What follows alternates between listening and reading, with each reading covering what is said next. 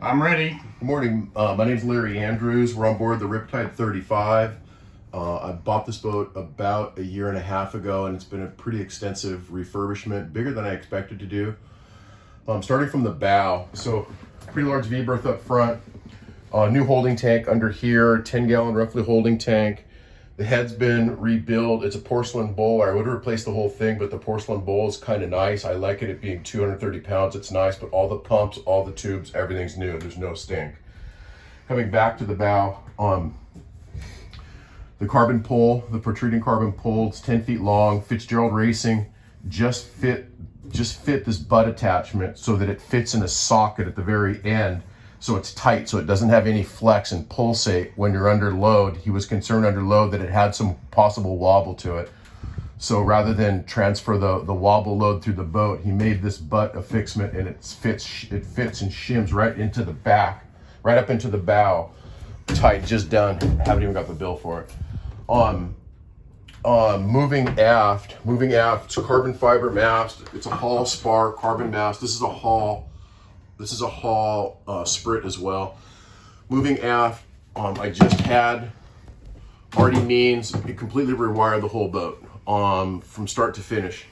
And so Fitzgerald Racing built the dash, VHF with the AIS. I think this cost me $1,000 plus. On top, he wanted to put in a display here as well. Kind of nice charging utilities here. Reiterating, all new cabin lights. The entire boat's rewired. A B&G 5000 system has been installed. Here is the heart of the control panel. That's the B&G. It's not even fully programmed yet. The handheld VHF as well. It's in a little charging cradle here. All of the masthead wand. The wand is all brand new. The VHF antenna is brand new. The tricolor is brand new.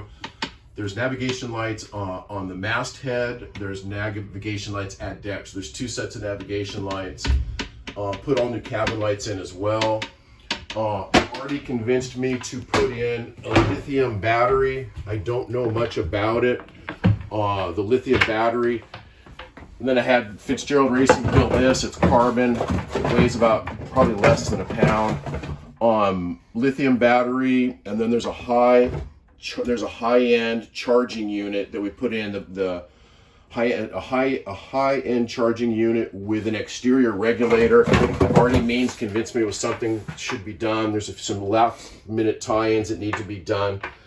I plan on taking this hideous sink out and then cutting. My goal is to then cut this bigger to about here, drop in a flush mount sink, and then on one half of the sink build an offshore jet boil, and put it down in the sink to kind of enclose it with stainless and make it a bit safer, and then take it so it's removable, so when I go offshore, drop that into there. So that's why I haven't started this project, and I've got other projects I want to get finished. I covered with a thin, strong plastic and a plastic distributor here, went and covered the old maple, this look that were on here that I just thought they were dated, and I just didn't care for them, so I covered that. I think it makes the boat look much bigger. Another project we did, new ports, Newport in the head, Newport here. You're probably aware that the new fin is in. The fin comes up through here.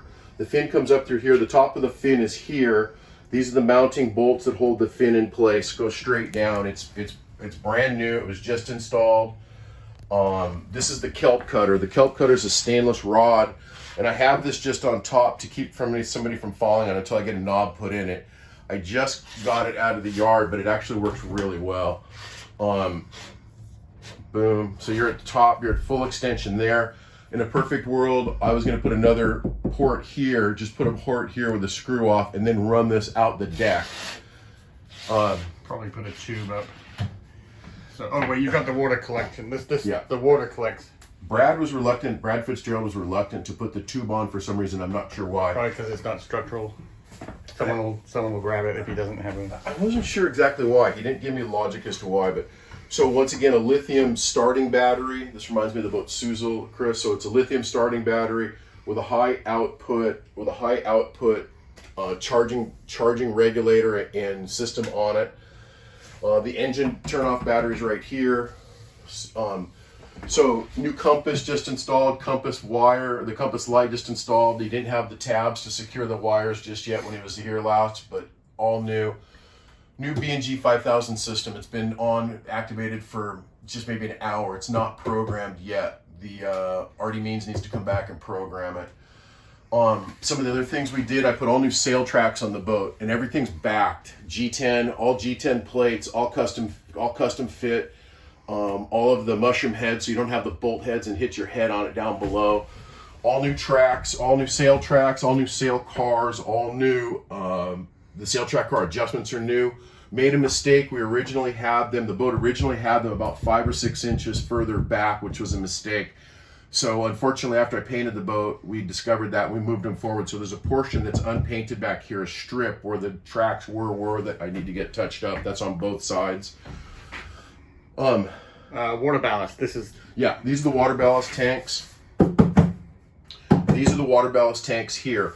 These are the water ballast tanks here. Here's the water ballast transfer system. The water ballast transfer system's right here. Here is a valve that's operated from the cockpit. This is something that was engineered, that we engineered here in San Diego. The activation points, you can activate the transfer from either side, port or starboard side, as well as dump from port or starboard tank from either side of the boat. It's not, so we've just got it in. I have not personally done a transfer on it. I have not done a transfer on it. It's not something we've done yet. We've just raced it a couple of times and I have not got that yet. I've got all new pumps in the back, and we were pulling air and getting an air vacuum in it, and just now finally perfected the pump system. And I need to put I put 2 pumps in line rather than just one. So I have a pump that does the supply to the draw. So I have a draw pump and then a supply pump. So I think we've got it nipped in the bud. It works, but my breaker's undersized, so I pop in the breaker. So we've got the new breaker coming in. It'll be installed Monday. So hopefully we have that nipped in the bud. Fuel tank back here. Once again, the B&G 5000s. So you want to go ahead and do a stop, and let's go up on deck and start over? Yep. Here ends the interior.